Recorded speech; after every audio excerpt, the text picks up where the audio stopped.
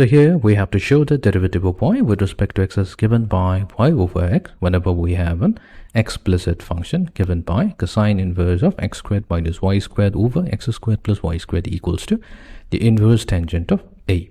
So let's begin. So we'll consider our implicit function. So here we are given that cosine inverse of x squared minus y squared divided by x squared plus y squared. So this is equals to tangent inverse of a. So what we'll do, we'll take the cosine function on both sides. So that gives us x squared minus y squared divided by x squared plus y squared equals to cosine of tangent inverse of a. Now we know that a is a constant, so tangent inverse of a will be a constant and cosine of tangent inverse of a will be a constant as a whole. So we're going to denote this by lambda.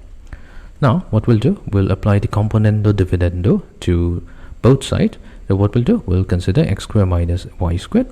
To it we are going to add the denominator, and divided by, we are going to consider x squared minus y squared, and from it we are going to subtract the denominator.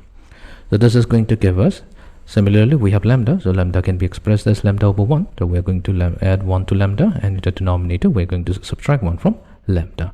So that means we are now left with the 2x squared divided by negative 2y squared, which will be equals to lambda plus 1 divided by lambda minus 1. Or simply put, we have x squared divided by y squared will be equals to negative of lambda plus 1 divided by lambda minus 1. Now let's take the derivative on both sides with respect to x. We have x squared over y squared, its derivative with respect to x will be equals to derivative with respect to x of negative of lambda plus 1 divided by lambda minus 1. Fine. Now we'll apply the quotient rule for finding out the derivative on the left hand side. We have in the denominator y raised to the power of 4.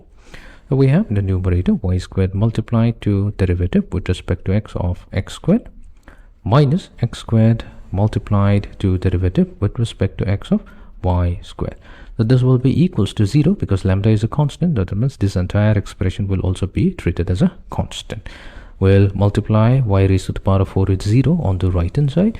So we're left with the numerator, which is y squared times derivative of x squared is 2x minus x squared times derivative of y squared will be 2y, but we'll also have to apply the chain rule. So it will get multiplied to dy over dx. So this is equals to 0, and that means we now have 2x squared times y times derivative of y with respect to x equals to 2 times y squared into x, and this will give us derivative of y with respect to x equals to 2y squared times x divided by 2x squared times y.